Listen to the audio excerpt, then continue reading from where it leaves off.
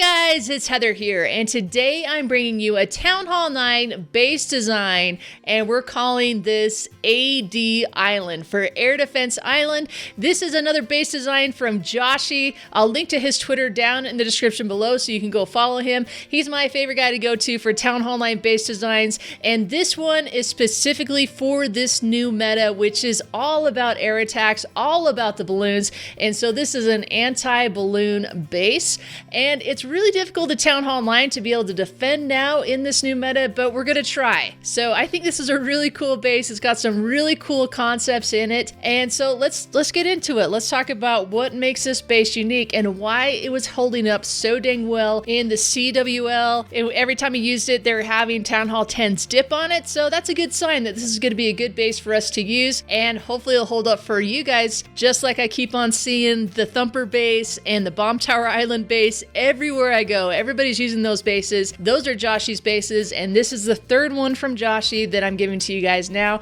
So major thanks to him. And let's go through it. Let's talk about the concepts on this base and things that you could take from this base and implement into your own base designs too. So as you're looking at this base, of course, the key things of this base are the air defenses set off in their own island. And this island concept is what we saw back when the miners were the meta and every attack had miners with them, and you saw the relationship between the Infernos and the miners and how the Infernos were set off in their own island as well. So this is the same theory that's now being applied to Town Hall 9, setting those air defenses off in their own island that will hopefully make those lava hounds get stuck on the air defenses, separate the lava hounds from the balloons, and allow those air defenses to stay protected as long as possible. The other thing to notice with this base is that defensive ring on the outskirts of the base. So this defensive ring that's on the outside, that's spaced far away from those air defenses, will keep those balloons pathing around the outside of the base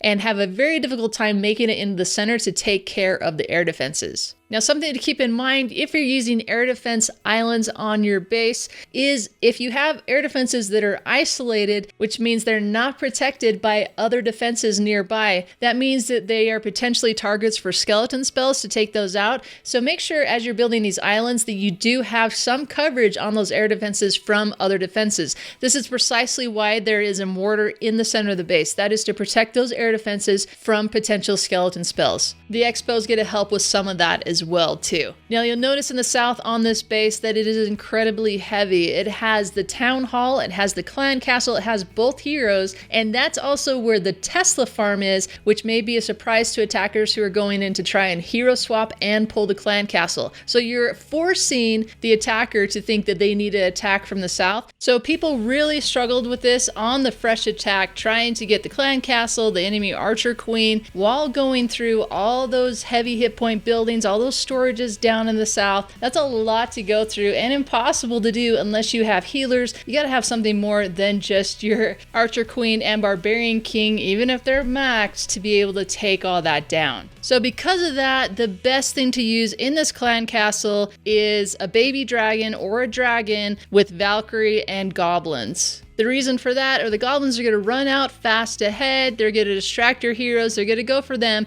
and then by the time that the Valkyrie and the dragon or the baby dragon catch up, that's where your archer queen's going to be focused, is on that dragon, which allows the Valkyrie to just tear right into her. So that clan castle proved to be the most effective setup for this base, as it doesn't really matter if they're using rage or the ability. Now, in order for bases to be really strong in one area, likely that means it's going to be weak in another area, and so for this base, the weakness is going to be on the walks. That's because the air defenses are so isolated in the center that means that your bowler walks and your queen walks can go all around the perimeter without having to worry about the air defenses taking out the healers. The problem with that is there is a very long walk for them to travel to be able to clear that and do that. The other thing that's really good too is if they're using a bowler walk against this base, the bowlers cannot bounce into the air defense island. So on the second bounce, hounds, it will not reach in and take out the air defenses. So that is a bonus, even though the air defenses cannot reach the healers. Now there are some cool little things to point out with this base that you may not notice right off the bat. There are mortars there in the south at 5 and 7 o'clock. That is to prevent the jump into the center. What happened a lot with this base is the attacker placing a golem on each of those mortars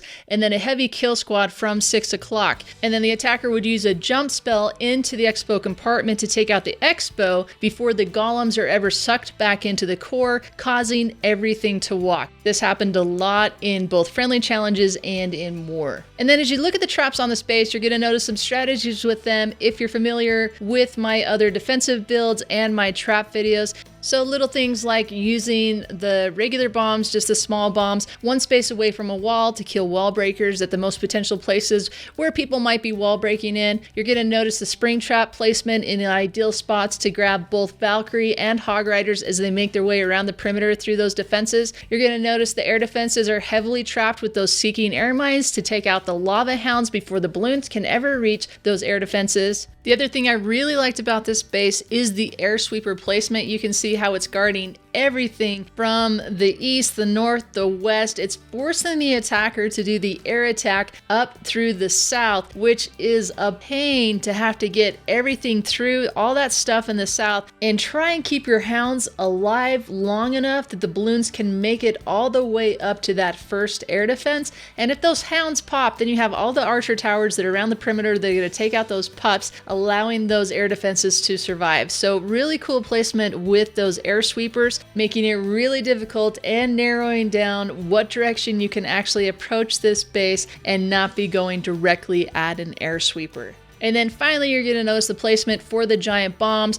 There is no double giant bomb on this base, but you can notice that the giant bombs are spread out to create hill zones on the base. The bomb tower is in the north. It's away from other giant bombs, creating again another hill zone on the base where you're going to force the attacker to have to use one of their hills to get their hogs back up to full health. If you want to know more tips about spring traps and giant bombs, I definitely recommend that you watch my video specifically on those traps. It goes into great detail on every way you should be using them and the most effective ways to place those traps on your base. I'm super excited about this base. I hope it holds up well for you and that I see it used all over the place, like I'm seeing the Thumper and the Bomb Tower Island bases still used everywhere. I think it's hilarious when I go on a stream like Power Banks and he's doing some friendly wars and seeing people using the Thumper base still. I think that's really cool that you guys are still using that base. So hopefully here's another one for you guys to throw in the mix, switch it up.